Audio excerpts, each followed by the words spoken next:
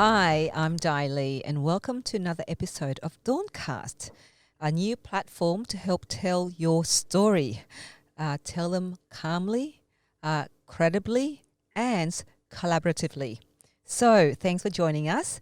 And this afternoon, we've got Bruce Guan from Ironfish joining us. Thanks for coming in, Bruce. Thanks for having me, Dai. Thank you. Thank you. Yeah, look, we're actually sitting a kind of an arm sort of length away. Social distancing, right? Yeah, that's right. That's right. Nearly touched there.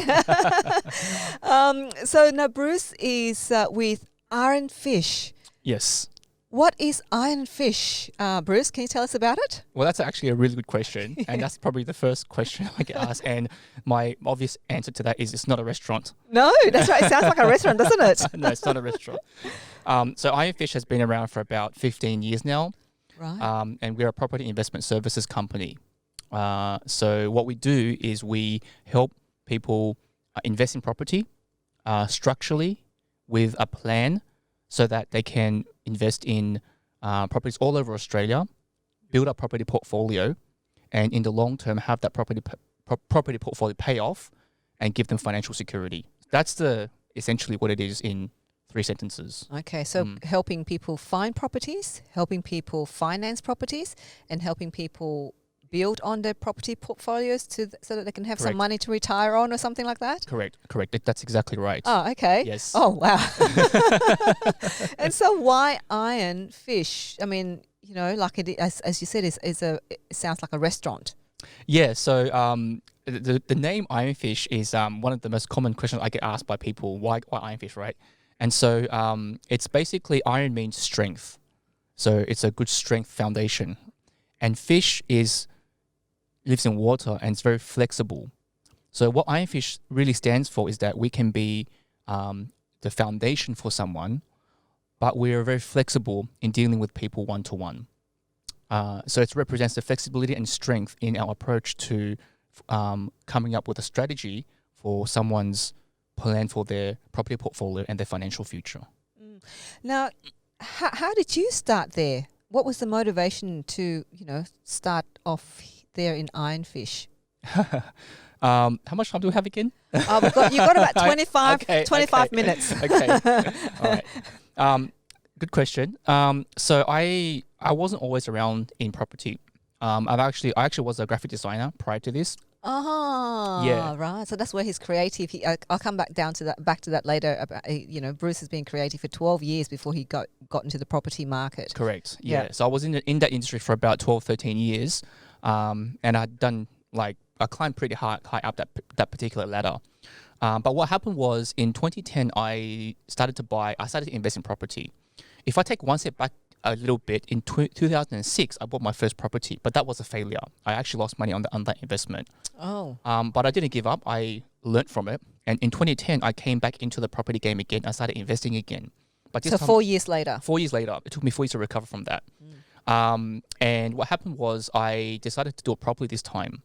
And I started to look for mentors. I started to research about how should I invest? How should I do this properly? And that's when I came across Ironfish.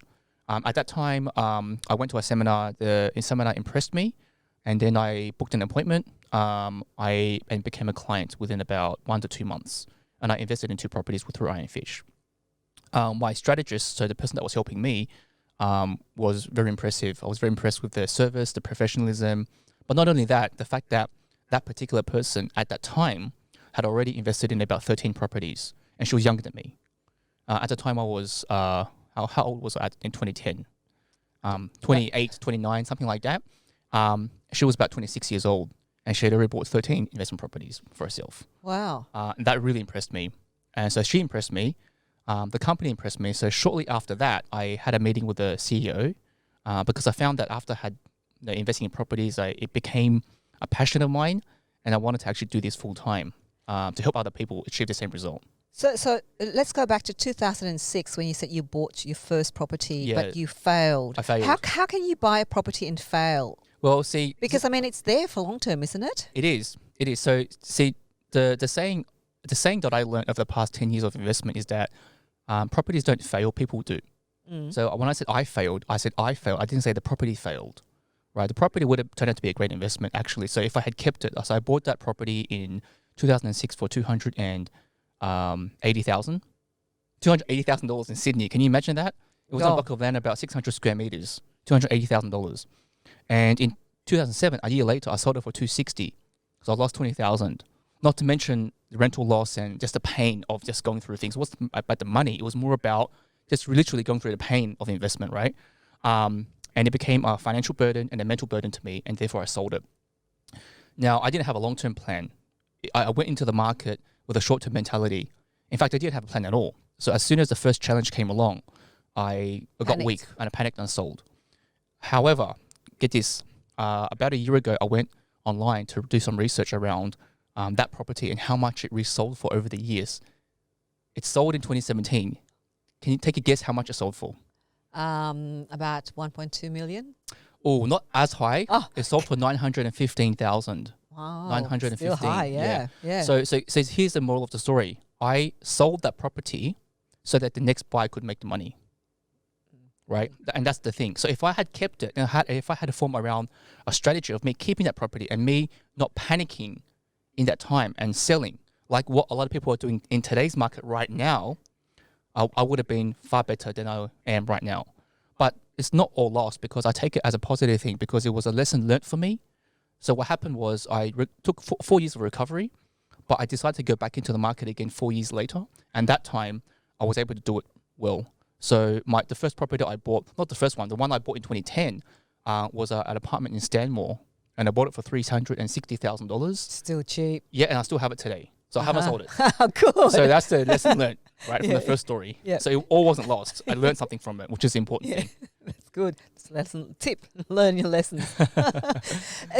But then going to this, meeting, going to Ironfish, and you met a woman who's younger than you, and you were so impressed that she had owned 13 properties. But really, that's still a huge debt, isn't it? I mean, not a huge liability, not a debt and liability, because having 13 properties, really managing all of that, it's still, I think it's a nightmare.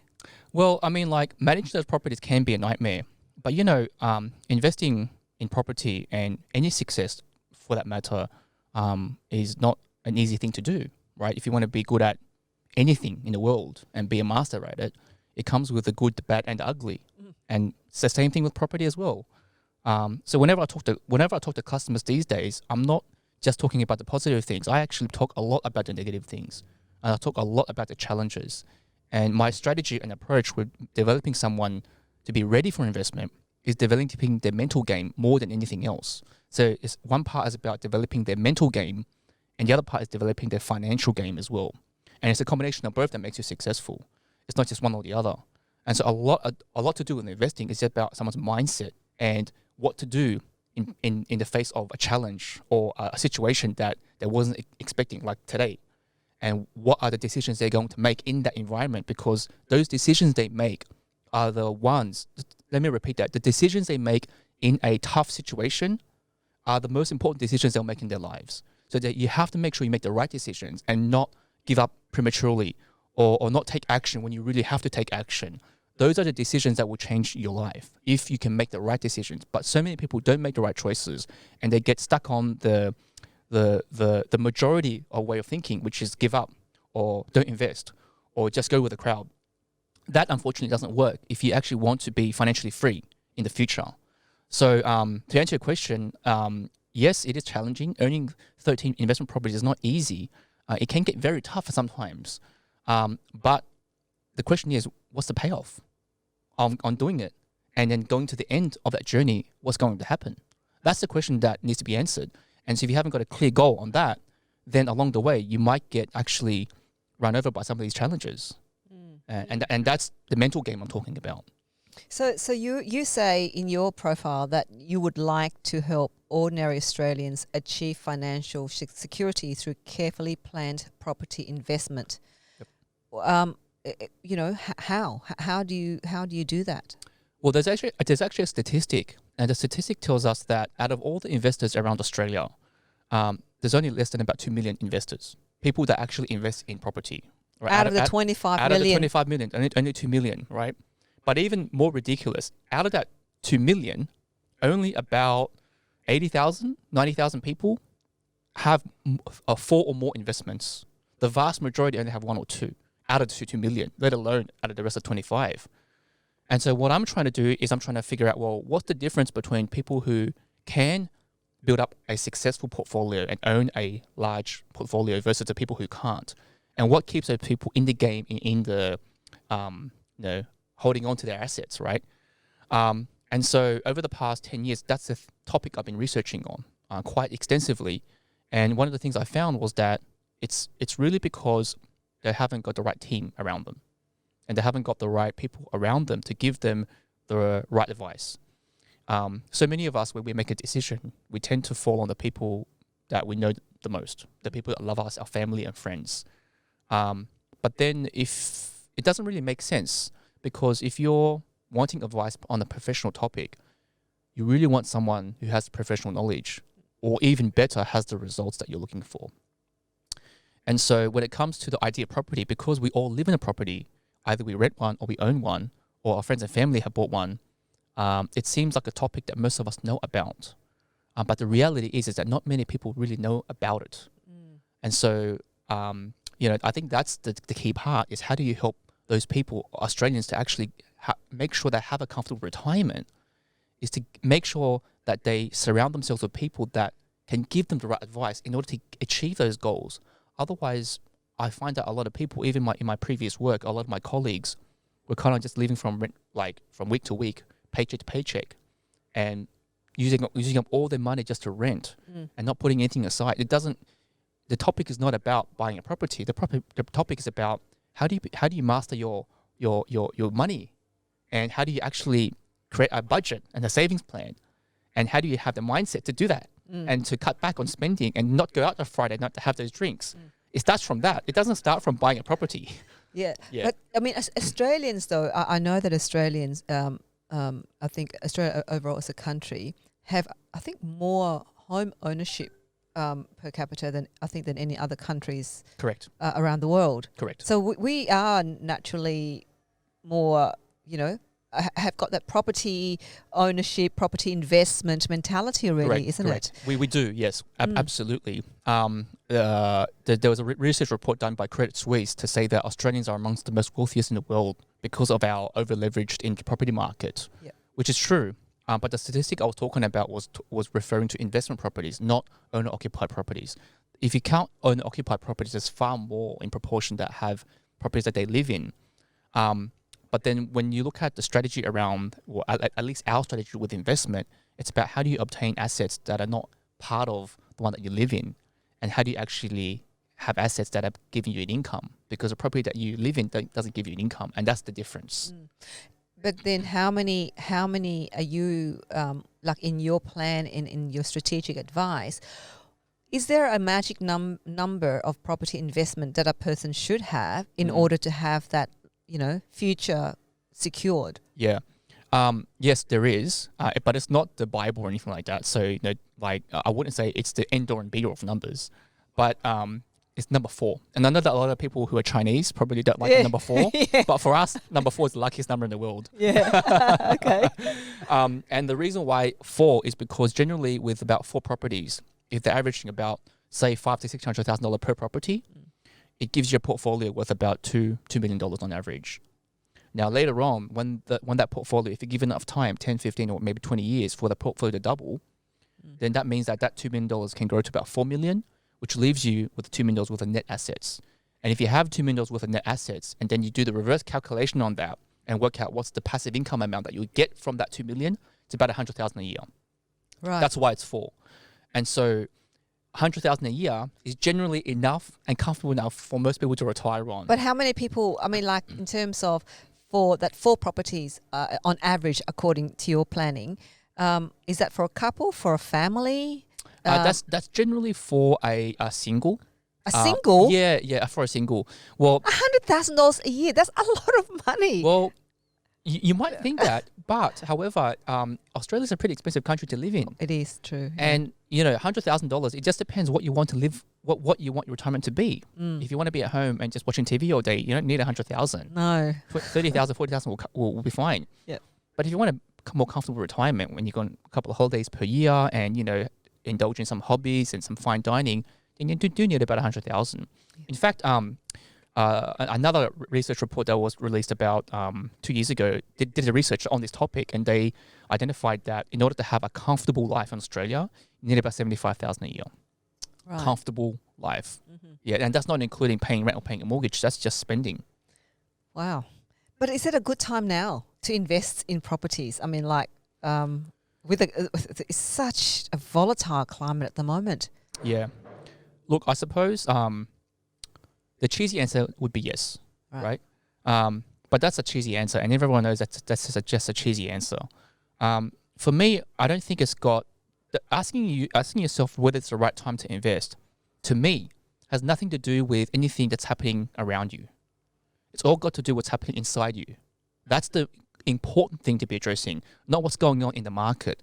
Because at the end of the day, whether you have a good market or a bad market, there are positives and negatives to both, right? In a good market, yes, you might be getting into a market that's growing. And yes, the market sentiment might be good. But don't forget, you're buying in a seller's market. So you're not going to get that deal.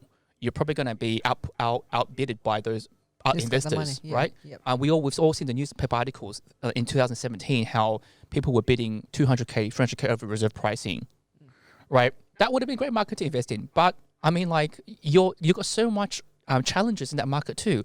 Now, in a bad market like today's market, yes, there are challenges. The challenges are that the market may not be going up; it could be going down. But it could be a once in a lifetime opportunity to get into a market that's about to crash, and a market that's about going to recession. And then we all know that if you have money now, to get in now is also a good opportunity as well. But again, I'm also going to reiterate that it really doesn't have anything to do with the market. It's all about inside. Are you ready to do it? Because if the answer is yes, people know what their financial capacity is. People have a pretty good idea whether or not they're secure in their jobs or they're high risk, or whether or not they're going to be financially okay. If you're not financially okay, then of course it's not a good time to do it. But if you are financially okay, then the biggest thing stopping people from investing is fear of the unknown and the uncertainty. Now, the question I always ask myself is the fear rational or irrational? If it's irrational, I put it aside. If it's rational, then I take action, because we can't be driven by fear, right? So the biggest key, the takeaway is, yes, it's a good time to buy, but the question is more towards inside, not for the outside. And that's how I'm going to answer that question, because we actually don't know. Yeah. So I suppose as you just mentioned, with the current COVID-19 situation, and there are people losing jobs as well. That's right. So I suppose what you're saying is that this is for people who actually have got the financial capacity. Absolutely. And not relying on their job to bring in that income, to look at different ways to really grow the assets they currently have. Is that what you're kind of saying? Well, what I'm saying is that at the moment you either fall into one or two buckets, right? There's in an environment like this, you're either going to be very affected by what's going on, or you're going to be okay. So you're going to be one or the other. Now, if you're very affected by what's going on right now, so if you're one of those people who job security on the line and you have to dip in your savings to get you through the next 6 months, do not invest. This is not the right time to be doing it, because there are more important things to worry about, which is just getting through this, right? There's also a group of people sitting on this side where job security is okay because you're not in a high-risk industry. You're probably going to be, you're not in airlines or hospitality or retail. You're probably in the banking sector or the insurance sector or some other sector that's actually growing at the moment, because there are a lot of sectors that grow in a market like this. Take Zoom, for example. Their share price tripled in a span of 4 weeks. Should have bought something. So should have bought before that. Zoom, all these things, right? So if you're in that bucket, then I think that now's a great time if you have the financial capacity to do it. But a lot of people are sitting in this bucket and they don't even know they're sitting there, because all they're seeing is the negative news on the media, and they're saying, "Oh, it's not a good time. It's not a good time." Yeah. But in fact, it is best. It is a great time if you can do it. It doesn't necessarily mean seasoned investors who've got big portfolios. You could be a first home buyer, but sitting in this bucket with some good savings, and now's the time to get in at probably prices that we probably won't see again for another 20 years. And what if it's somebody who's got, the home, but then also have an investment property with some debt there, but that debt is being paid off by the current rental would they be? Would you say that likely for them to also think about, like they have debt, but they're able to service that debt? Yep. Would it be something for them to consider as well to then look at investing further? Yeah. Well, without going into anyone's like personal details, I mean, like every situation is different, right?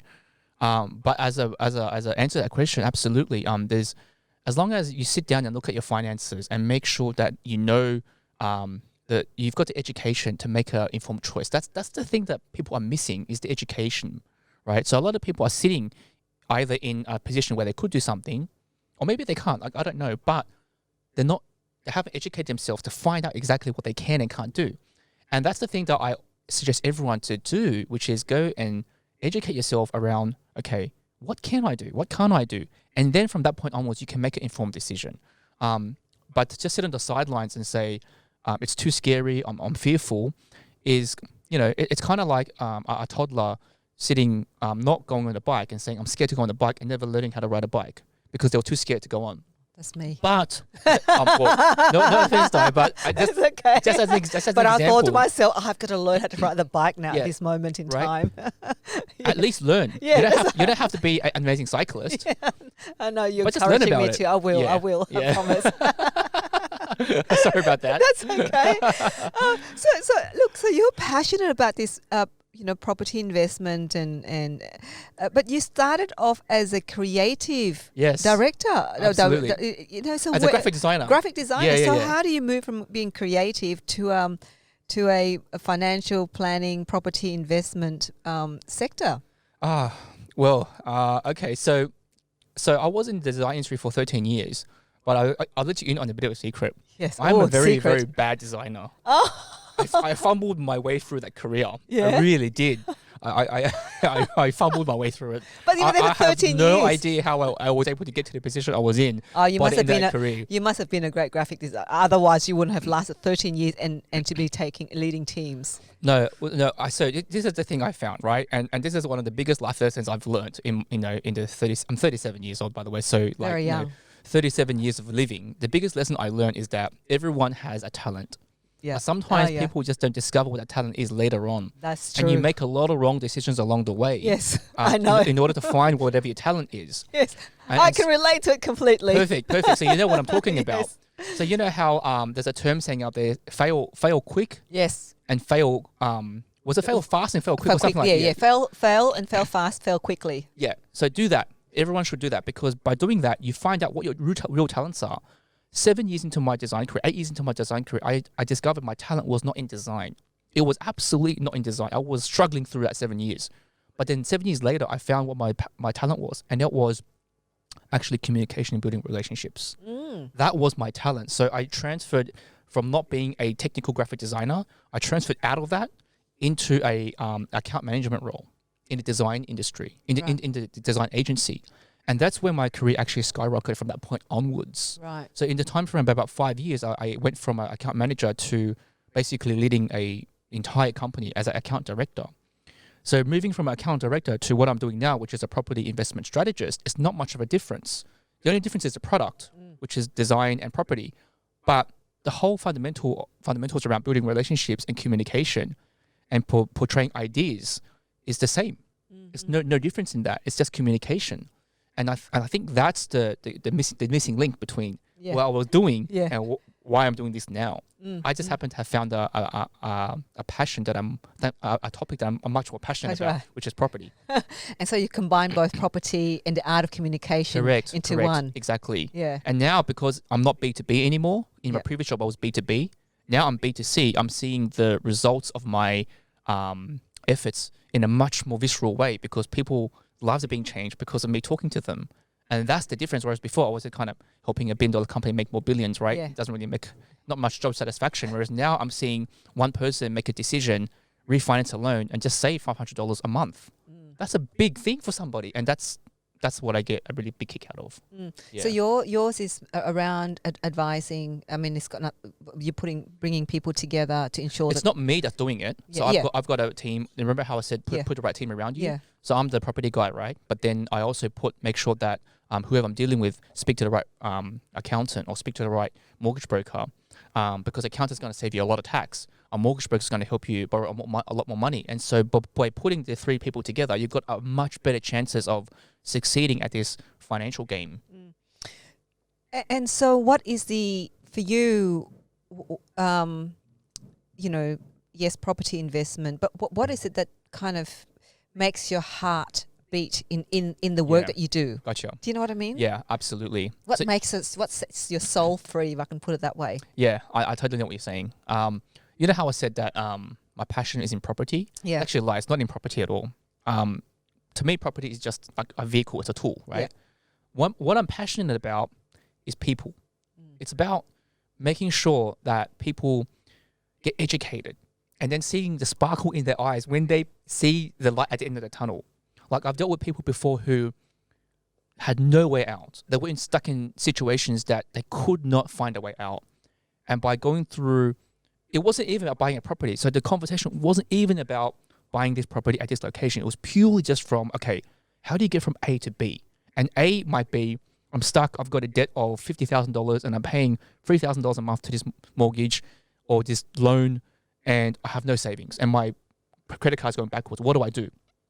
And the B step is just find another credit card provider, consolidate your debts, get a lower interest rate so that instead of paying $3,000, now you might be paying $2,500, right? That's the step B. And then how do you get from B to C? And B to C could be like, okay, what are you doing in spare time? Get a part-time job, increase your income, reduce that $2,500 down to $1,500. And then from C to D, it's slowly getting them out of the situation and seeing that the light turns on in their head. And from that point onwards, they come up with the idea, I don't have to do anything anymore because I've just I've started a momentum, and then they do the rest. And then 3 years later, the guy saved up $40,000, $50,000, and he can buy his first property. And he comes back to me and buys his first property. And it wasn't even about the property in the first place. It was all about literally the decisions that you make moment to moment, how those decisions change in someone's lives, and seeing where that all leads. That's the biggest thing for me. It's taking you on that journey, seeing that journey Exactly. of how they travel and Exactly. the decisions they make and how their mind gets sort of shifted along the way. Correct. Remember how I said it was a mind game? Yeah. That's the mind game we're talking Yeah. about. So that's what happened to me. I know it's real because it's precisely what happened to me. And because I know I had that experience, I can see it happen to other people now, and that's such an amazing thing. I mean, look, I can relate to absolutely the same with what we're trying to do here at DAWNCast, is that trying to shift people's mindset from all of the negative stories that we hear out there to give them content that help shift their mindset from being mentally locked down and physically locked in to a space whereby they can actually say, oh, hang on, we can actually learn something here. Correct. We can actually take ownership and take responsibility and do something while we're in this mode to actually grow out of it. So yeah, absolutely. Get what you're saying. So what are some of can you give 3 tips, or if you've got 5 tips, but 3 tips in terms of for our audience out there who might be considering whether or not it's a good time to invest, and what they need to do first? Okay, so I guess for the current environment and because of the whole COVID-19 situation, my 3 tips is going to be different to what I would normally say, right, if this wasn't happening. My tips right now is, at the moment, if you're stuck in a situation where you're high risk because you're in a job that you've already been stood down, or you've been made redundant, or you're in an industry that can happen to you, right? Please reach out for help. That's my first strongest tip. Don't be shy to go to Centrelink and get some money. Do whatever it takes to get you through the situation, and make sure you research on it. I post quite a lot on my social media accounts, and the things I've been posting more regularly these days is how do people get the right information they need to get the right help they need, because there's so much on at the moment. Whether you're self-employed or an employer, make sure you get the help you need right now to get you out of that situation. That's for the people in that group. Now, for the other people who are not in that situation, now's the time to get educated as well. And what I think everyone should be educating about themselves right now is we're in a pandemic at the moment. It's a a thing that's never happened since World War II. This is the biggest thing since World War II. So a lot of people is saying that at the moment. Now, it's likely that in your lifetime, at some point in the future, you're probably going to experience something else like this again, at least once more. The question is, when that time comes around, what have you done before that time comes to prepare yourself for the next big major world-changing event, right? And so I know people who have got lots of investment properties now, earning passive income, and now in the environment like this, their passive income amount maybe has dropped a little bit. But so what? It was 100K, now it's 50K. Doesn't really matter. It's still 50K of passive income. If they get made redundant, no problem at all, right? The worst thing that happens to them is that they could sell a few properties right now, even if they sell for under below market value. Doesn't really matter because their loans are paid off, so they can still cash out on a few $100,000. Doesn't matter because in an environment like this, it hurts everybody. It doesn't hurt just one person. It hurts everyone equally. So it's going to hurt those people with investments, and it's going to hurt those people without investments. The question is, do you want to be someone with an investment or without in a situation like this? I would want to be someone with an investment right now, not without, because at least I've got to fall back onto it. Yep. Well, thank you very much for that advice, Bruce. Really appreciate that. And if people do want to get in touch with you, you will how would they best get in touch with you?